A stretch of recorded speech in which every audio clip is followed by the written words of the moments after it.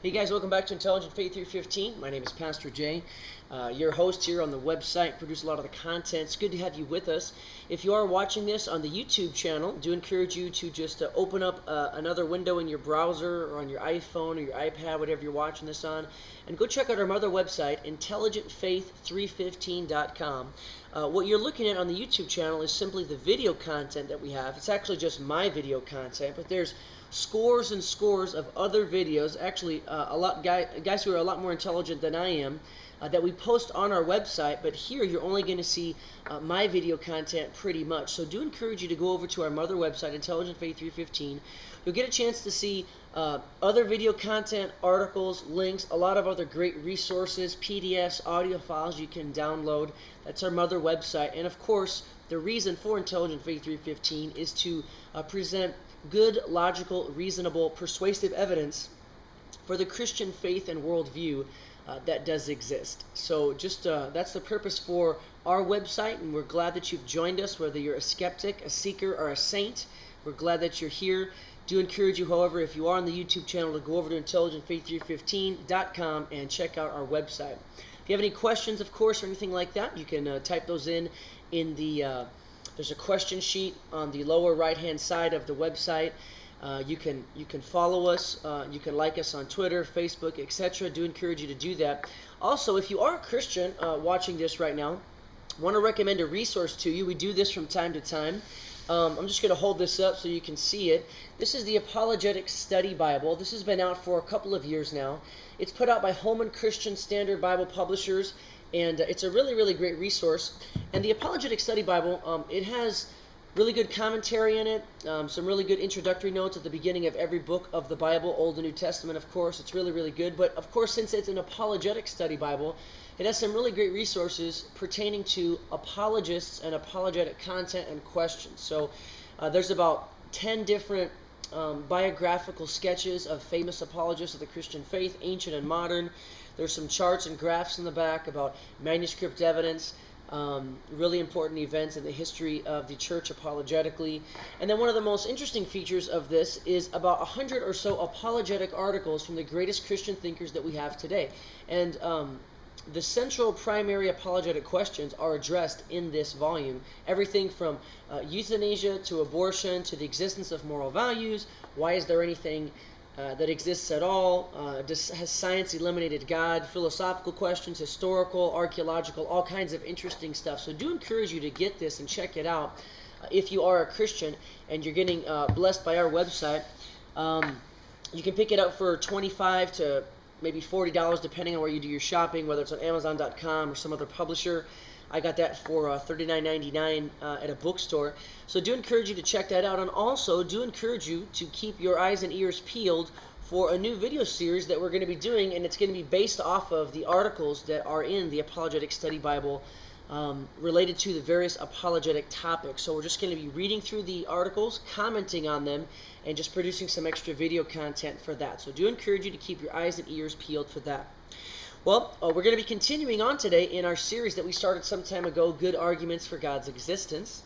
Just to review quickly, up until this point we've covered 3 arguments thus far from Natural Theology for the existence of God. If you go to our website, up towards the top there's a section, a little button you can click on for Natural Theology, Arguments for God's Existence. You'll find these there. We've covered thus far the contingency argument for God's existence. That addresses the question, why is there anything at all? Why does anything at all exist? It's the argument from sufficient reason, made popular by Gottfried Wilhelm Leibniz in the 17th century great German thinker.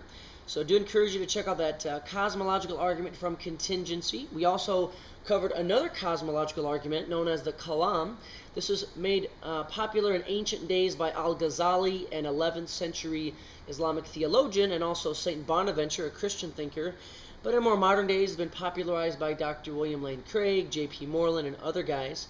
So do encourage you to check out the Kalam cosmological argument. It's probably the most well-known cosmological argument, and it's really interesting. It's very, very subtle and simple in its formulation, and it posits God as the plausible first cause for the beginning of the universe. And there we cover 5 reasons scientifically how we know for a fact scientifically the universe had a point of beginning a finite time ago, and two reasons philosophically, and it comes out as God being the only logical explanation for the first cause of the universe.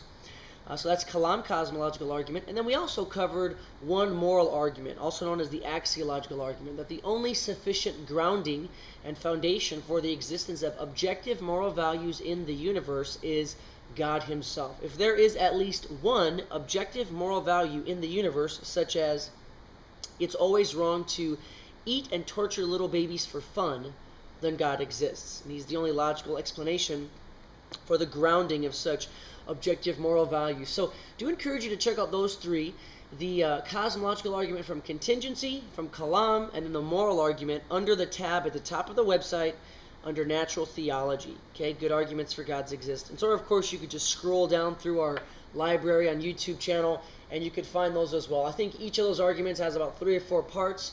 Go over them a couple of times and tell me what you think. I'd love to hear your feedback either on the YouTube channel or on the website. That'd be great. Today we're going to cover another argument for God's existence. I think this is a lesser known argument. I find it myself very fascinating, really stimulating and provoking. There's probably 24 or so good arguments for the existence of the theistic God, for the God of Scripture. We won't be covering 24 on our website, but hopefully close to that. Today we're going to be covering an argument known as the conceptual argument for God's existence. Okay? The conceptual argument for God's existence. And basically, the reason why this argument is so fascinating is because we do believe as humans, whether you're a theist or a non-theist, a believer in God or not, we do happen to believe that there are at least a couple of eternal, unchanging, logically necessary truths. You could also say concepts or ideas, or you might even use the words abstract objects.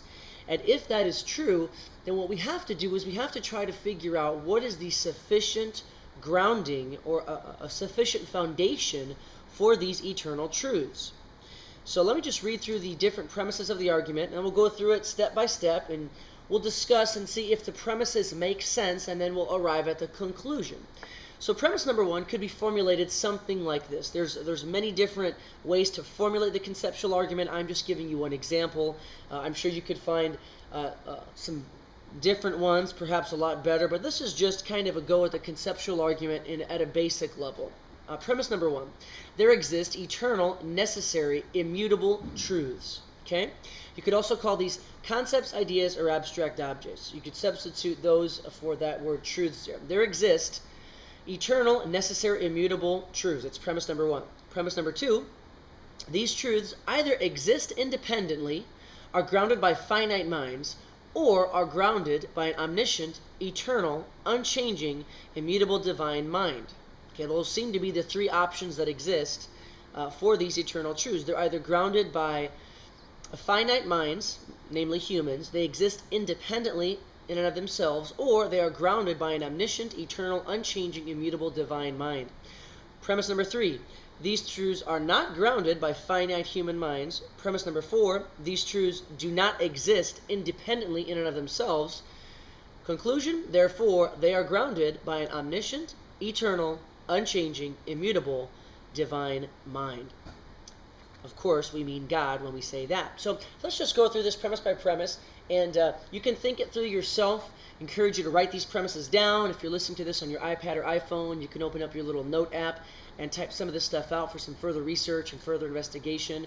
And maybe even later do a little search on Google for the conceptualist argument for God's existence. Some people think this holds some really, really good water. Some other people, they of course don't think that. But do encourage you to check it out. Let me just throw this out there, by the way. The reason why in natural theology, in other words, what we do believe that we can learn and see about God from nature, the reason why we're presenting multiple arguments is because these arguments happen to be person relative. So truth is not relative. Truth, we believe, is absolute and eternal and universal. But when we say these arguments are person relative, what we mean is that some of these arguments are going to be very persuasive for you, and others will not be, for whatever reason. That can be because of your emotions, your mood, your attitude, your background, even your interest. If you're not really interested, let's say, in science or philosophy or history, well, then arguments that pertain to that aren't going to really be very powerful or persuasive to you. However, if you are attracted to those areas, or let's say mathematics or logic or concepts seem very powerful and persuasive to you, then these arguments will hold a lot of persuasive power for you, and they'll be very cogent, they'll be very persuasive to your own mind. So the reason we're presenting multiple arguments is because these arguments from natural theology for the existence of God, of a theistic personal God, the God of Scripture, are person-relative, number one, and number two is because the plausibility, the strength for the case of Christianity, the Christian worldview, the Christian philosophy, the Christian faith, does not depend on any one single argument from natural theology. Rather, we present a cumulative case for the existence of the Christian God, for the plausibility of the Christian worldview, and we have a cumulative case that functions in a sense like body armor or like chain link armor, where you have multiple layers and so forth. So even if, for example, if you thought, let's say, the Kalam cosmological argument wouldn't hold, if it wouldn't be plausible, well, then that's okay, because then you would still have to answer the conceptualist argument, the moral argument, the argument from contingency, and a variety of other evidences. So, and then of course, if you do think they hold water as a Christian, as a believer, as a theist, well then your case and the plausibility, the strength, the robustness of your Christian faith is simply strengthened by more and more successive arguments that we believe hold true logically and reasonably in natural theology. So that's why we're presenting multiple arguments, is because they're person-relative, so not all of them are going to be persuasive to you as an individual, and then secondly, it presents a cumulative case. So if you are a Christian, if you are a theist watching this, I do encourage you to learn as many of these as you can. There are different tools in your tool bag that you can pull out at different times, different people. Some of them will be incredibly persuasive, some of them will not be, but the more of them, of course, that you know and understand, well then the more versatile you will be as an ambassador for Christ and as a representative of the Christian worldview and faith. So just want to throw that out there for you. So what do you think about this? What do you think about the conceptualist argument for God's existence? Let me just throw it out to you in the beginning. Do you believe that there do exist, let's say, eternal, necessary, immutable truths in our human experience? Now, it doesn't mean that you have to believe in many of these eternal existent truths. I do. I do believe that there are many that we could think of. All you have to do is just really think of one eternal, necessary, immutable truth, or concept, idea, or abstract object, okay? Now, this could be many, many things. Let's say perhaps the laws of logic. Do you believe that the laws of logic actually are real and exist? These would be things, if you don't know what I'm talking about, you could pause, open up another tab, and Google, let's say, the laws of logic or first principles. These would be things like the law of identity, the law of the excluded middle, and of course the mother of all laws of logic, the law of non-contradiction. If you believe that to be an eternal, which means it has always existed, will always exist, logically necessary, when we say that, it means it is impossible for it not to be. There is no possible world where the law of non-contradiction could not hold true. Okay? Eternal, necessary. Immutable means that it can't mutate. It's unchanging. Okay? If you do believe that there are any eternal, necessary, immutable truths, such as the laws of logic, well then you have to come up with a way to explain that. Now, whatever your worldview happens to be, and there's about 7 major worldviews: pantheism, panentheism, polytheism, finite godism, atheism, deism, and theism. Whatever your worldview happens to be, one of the ways to judge the power of a worldview is its explanatory scope and its explanatory power. In other words, how good does your worldview function as a lens through which you can interpret and explain different features of human existence, different features of reality as we experience them as human beings. So if you do believe in the existence, let's say, of the laws of logic, even if it's just one of them, according to your worldview, how do you explain that? You have to be able to come up with some type of a grounding, some type of a foundation, some type of an explanation, a sufficient explanation, a good, logical, cogent explanation to ground that eternal, necessary, immutable concept, that idea, that abstract object that seems to look down upon us, and we are in touch with its actual existence. Okay, so I, for one, I think it's very plausible and believable. We do perceive that there are certain eternal, immutable, unchanging, necessary truths. The laws of logic would be one of them. The laws of mathematics would be another. Okay, if you believe in something like, let's say, the mathematical equation for gravity, or the mathematical equation for relativity, E equals mc squared. But even nothing that complicated, if you simply believe in the principle, or I should say the mathematical equation of 1 plus 1 equals 2, ladies and gentlemen, that in and of itself is a necessary truth. And so the laws of mathematics, whether they're addition, subtraction, multiplication, square root, whatever the case would be, if you believe in the laws and the functions of mathematics in general, that also would qualify under this category of an eternal, necessary, immutable truth. Or what about, let's say, geometric shapes? Do you believe that there actually are circles? You know, the actual truth, the idea, the concept, the abstract object of the perfect circle? Well, let me just throw this out there to you. I heard this from a Christian philosopher. I thought it was very interesting at one time. Have you ever seen a circle? Have you in your life ever seen a circle? Well, most of you would say, yes, I have. Well, actually, if I understand correctly, according to the rules of geometry, none of us have ever seen a true, pure circle in the sense as described in the geometric laws, a geometric description of a perfect circle. Why? Because, well, a circle, as defined by the axioms of geometry, is really a series of enclosed points that are equidistant from a central point. Okay? A series of points, a series of enclosed points that is equidistant from a central point. But you see, according to the rules of geometry, this series of connected points on the outside that of course forms the perimeter of the circle, that line or those points can have no width. They can have no width or no height, according to the rules of geometry. Now, why would that be? Because if that line has any width, well, then the distance between that central point to the outer line, the circumference, the perimeter of that circle, there would be an infinite number of distances. If that line has any width whatsoever, there'd be an infinite number of distances, and you wouldn't really ever be able to figure out the radius or the true diameter of that circle. So according to the rules of geometry, I know it sounds a little strange, but just Google it, double check it for yourself.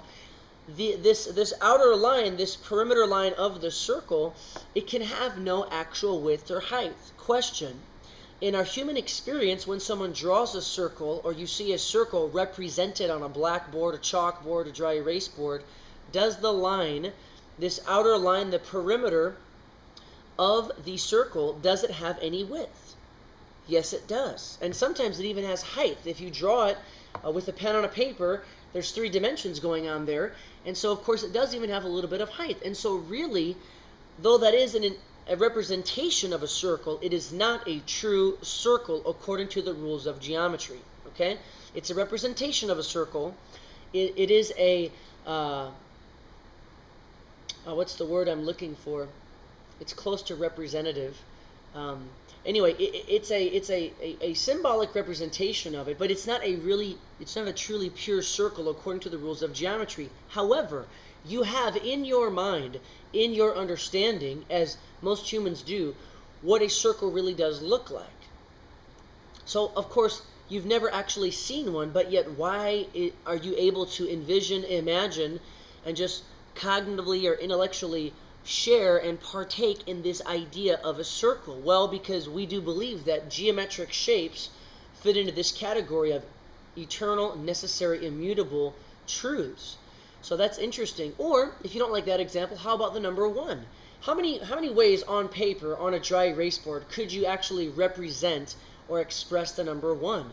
Well, I mean, over the course of your life, you've seen it expressed by a line, by a dot, perhaps by the Roman numeral, by a 2-dimensional shape outlining the 1, whatever the case would be. But these are all representations of the number 1. But is that actually what it is? No, of course not. But yet in your mind, you do, in a sense, see and believe and partake in this concept, this idea, this truth, this abstract object called 1.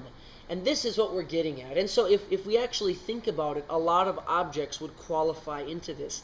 Of course, some people think that properties, relations, as we said, laws of logic, laws of mathematics, geometric shapes, even colors would fit into this eternal, necessary, immutable truths category. Now, you don't have to agree with all of that, and we're not going to cover each of those realms, but it is interesting to think about each of those different categories. So if there does exist at least one eternal, it's always been there, necessary, it's impossible for it not to exist. There is no possible world in which 1 plus 1 could not equal 2, or let's say a possible world where the number 1 didn't exist. So eternal, necessary, immutable, unchanging truth. Do you believe in just one of them? Well, I do. So I think that's a very, very plausible premise, okay? And again, you can call it a truth, a concept, an idea, or an abstract object, but I do think it is consistent with our experience to say that at least one such concept or truth or ideas exist. Premise 2. Now, these truths either exist independently, that means they're floating around in and of themselves, or number 2, they are grounded by finite minds, or 3, they're grounded by an omniscient, eternal, unchanging, immutable, necessary, divine mind. So let's go through those real quick, okay? Do they exist independently? Okay? Well, I guess let's cover grounded by finite minds. Okay? Those are the only 3 options that we have. They either exist independently, they're grounded by finite human minds, or number 3, they're grounded by an omniscient, eternal, unchanging, immutable, divine mind. The reason why that is the third alternative is because the number of these concepts and the number of these truths, these concepts, these ideas, these abstract objects,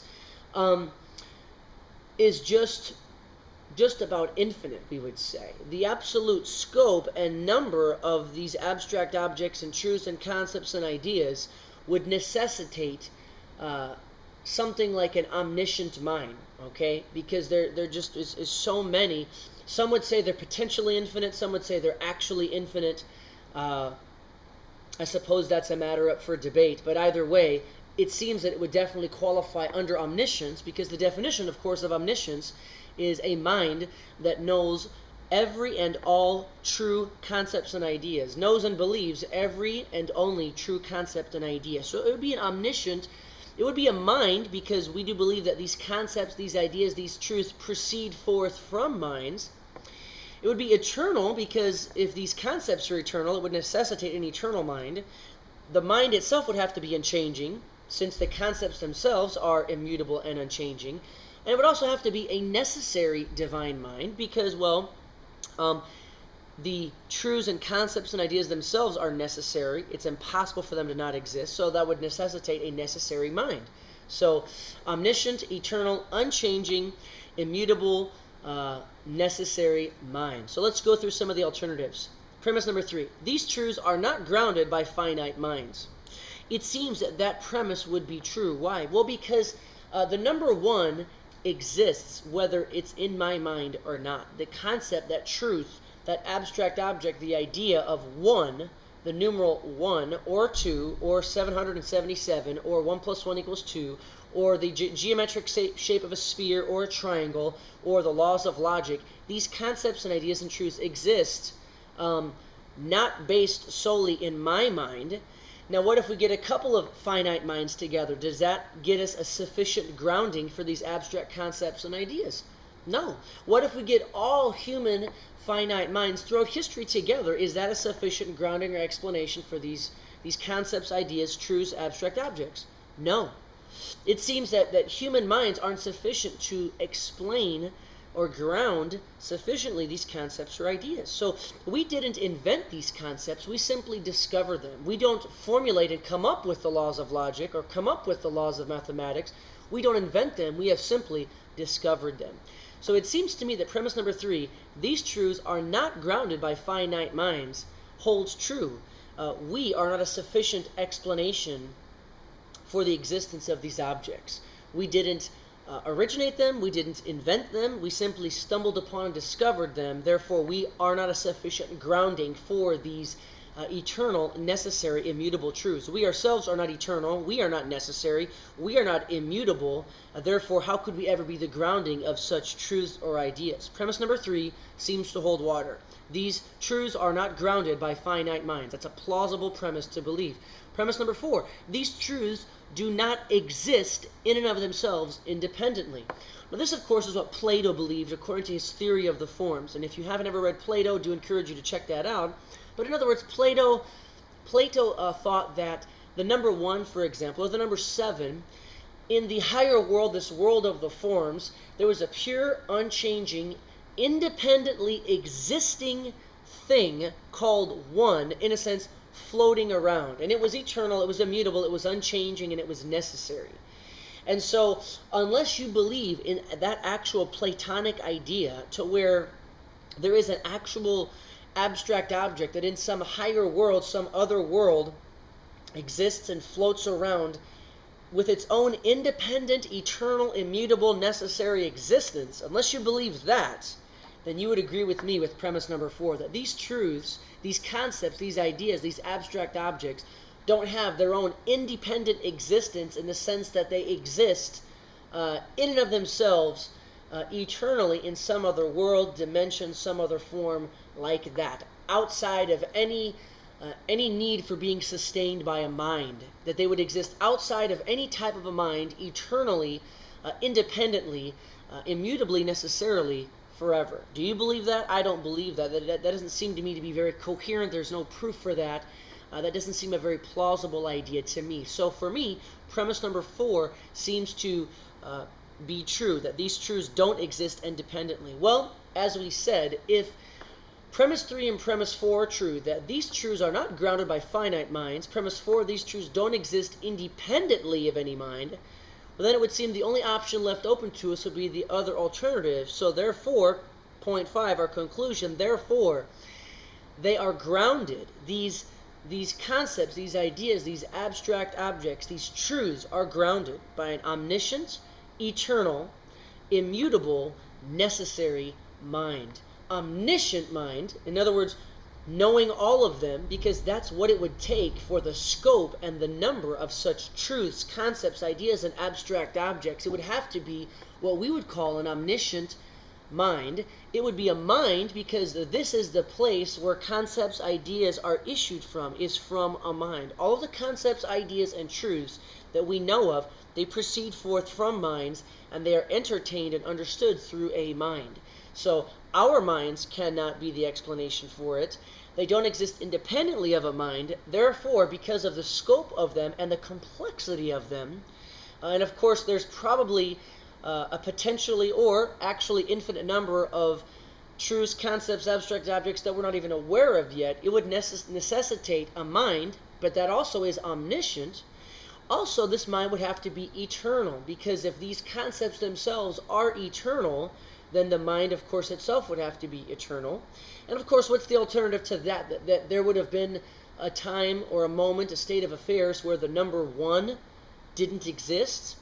What would that even mean? Where the law of non-contradiction didn't exist, and then at one moment or state of affairs it did? Now it seems that it's eternal. It therefore necessitates an omniscient, eternal mind. Also, an unchanging or immutable mind, because if the concepts themselves are unchanging, then it necessitates this mind that also itself, in its basic, essential nature and properties, is also unchanging. And then also this mind would have to be necessary.